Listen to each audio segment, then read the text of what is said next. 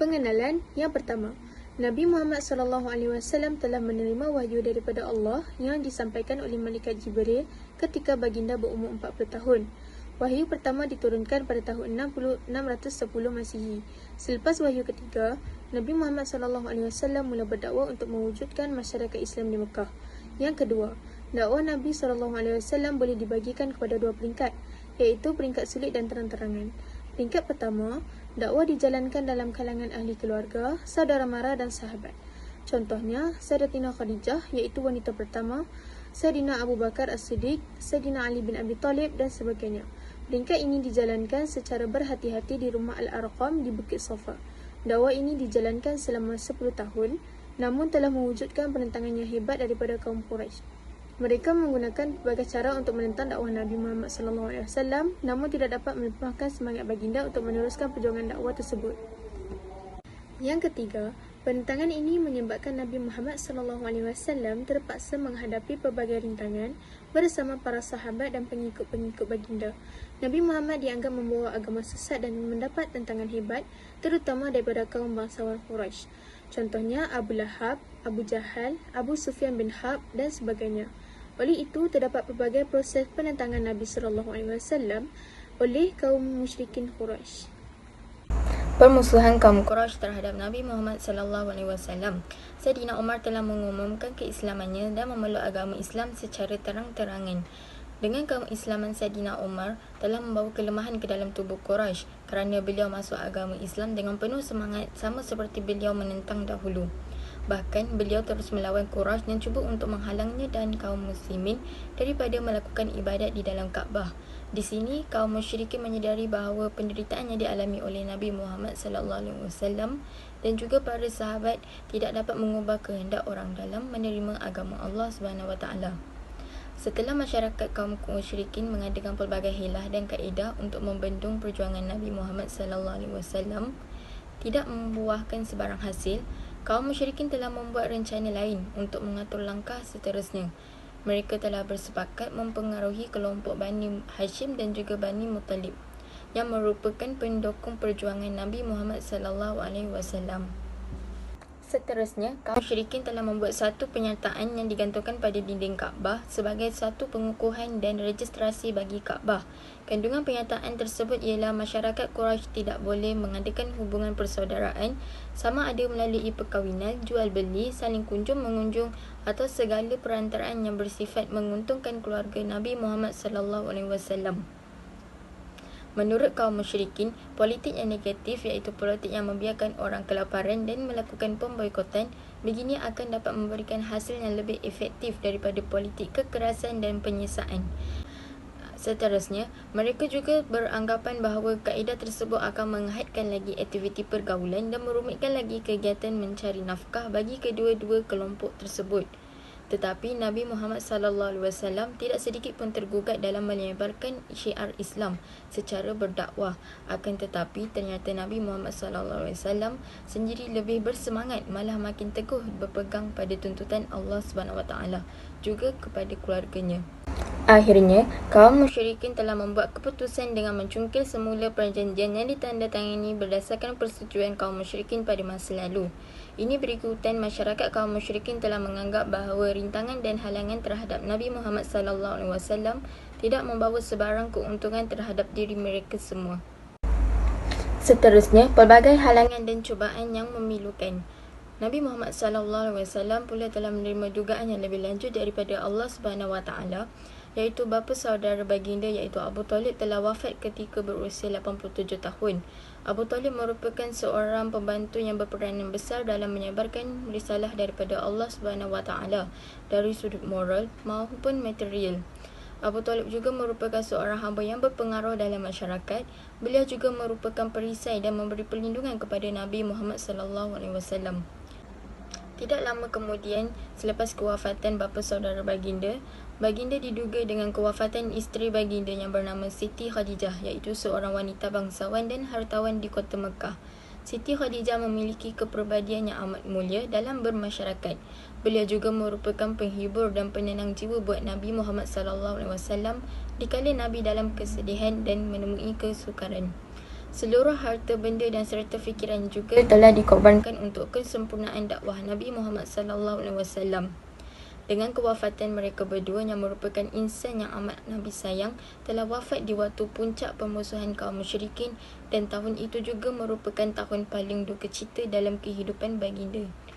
Dengan dugaan yang ditimpa oleh Nabi Muhammad SAW, sedikit pun tidak mengendurkan perjuangan dakwah baginda.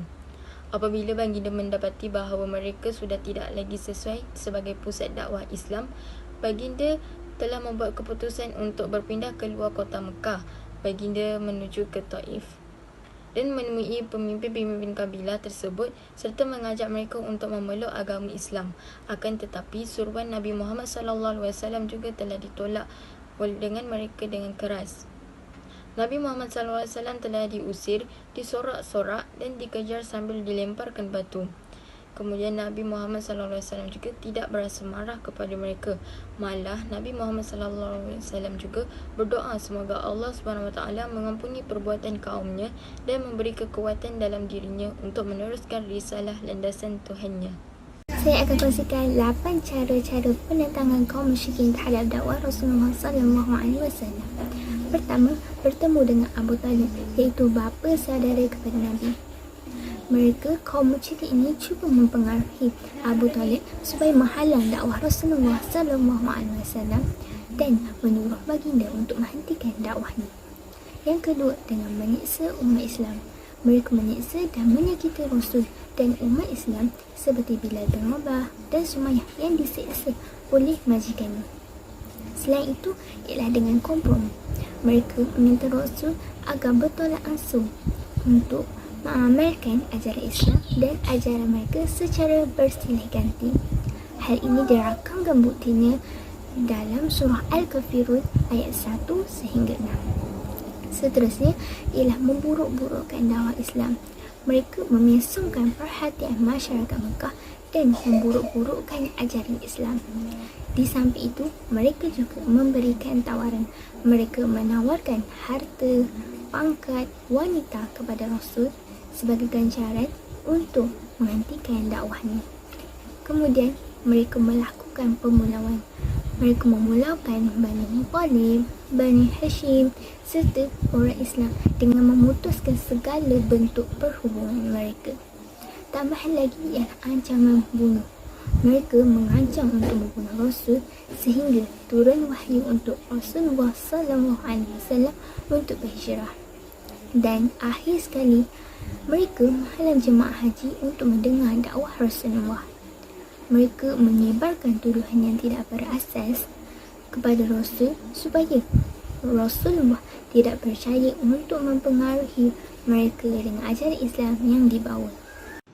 Terdapat banyak faktor yang mendorong penentangan ajaran Islam oleh kaum musyrikin Mekah yang boleh diulaskan.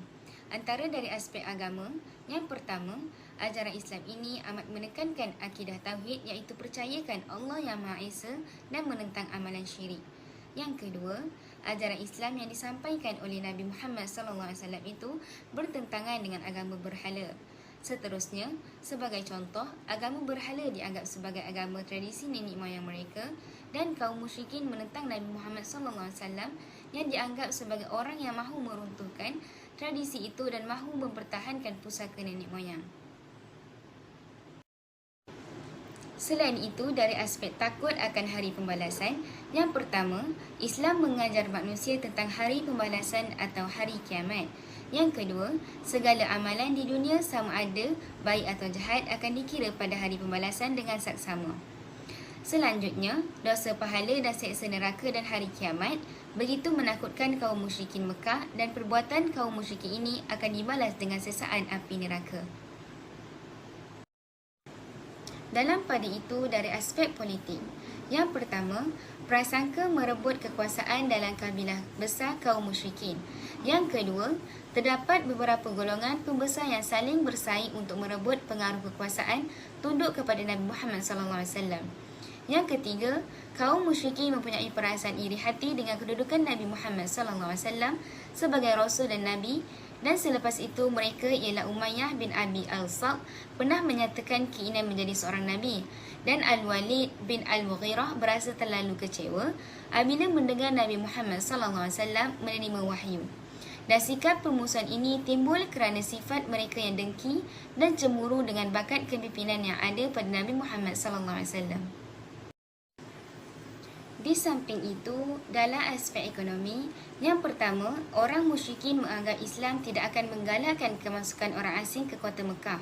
Yang kedua, kaum musyrikin akan kehilangan kedudukan dari sudut sosial dan politik serta ekonomi seperti amalan sembah berhala yang tidak lagi dibenarkan oleh Islam. Yang ketiga, kaum musyrikin juga akan hilang punca rezeki daripada penjualan berhala dan patung berhala akan pupus. Yang keempat, golongan peniaga barangan lain juga menentang Islam kerana ajaran ini melarang segala bentuk penindasan dan penipuan. Dan yang kelima, keadaan ini akan menjejaskan peranan kota Mekah sebagai pusat keagamaan, kebudayaan dan perdagangan. Akhirul kalam dari aspek sosial. Yang pertama, Islam menekankan konsep persamaan taraf tanpa mengira kedudukan, kekayaan dan warna kulit. Yang kedua, tetapi perbezaan dengan sistem sosial jahiliah yang masih dikuasai oleh kaum bangsawan kaum musyrikin. Yang ketiga, sebagai contoh, Arab musyrikin memandang tinggi terhadap golongan yang kaya dan berpengaruh. Dan selanjutnya, kaum musyrikin tidak dapat menerima konsep persaudaraan yang disyorkan dalam Islam. Dan yang terakhir, kegiatan sosial mereka juga bertentangan dengan Islam yang banyak menekankan akhlak mulia. Assalamualaikum warahmatullahi wabarakatuh. Saya Maldiah binti Muhammad Azli, nombor matriks 065133. Hari ini saya ingin membentangkan tentang bagaimana Nabi SAW menangani penentangan oleh kaum musyrikin. Yang pertama, Nabi menyeru supaya lebih bersabar walaupun umat Islam terpaksa menghadapi kezaliman dan penyiksaan. Selepas itu, para malaikat memberi tawaran agar Bukit Safa diangkat, tetapi baginda menolak tawaran tersebut.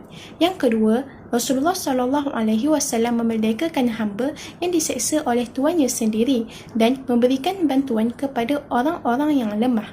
Contohnya, Bilal bin Rabah yang diseksa oleh Umayyah bin Khalaf. Lalu, Sayyidina Uthman bin Affan membeli Bilal bin Rabah. Sampai itu, berlakunya penghijrahan ke Habsyah untuk meringankan beban kezaliman yang dilakukan oleh orang Mekah.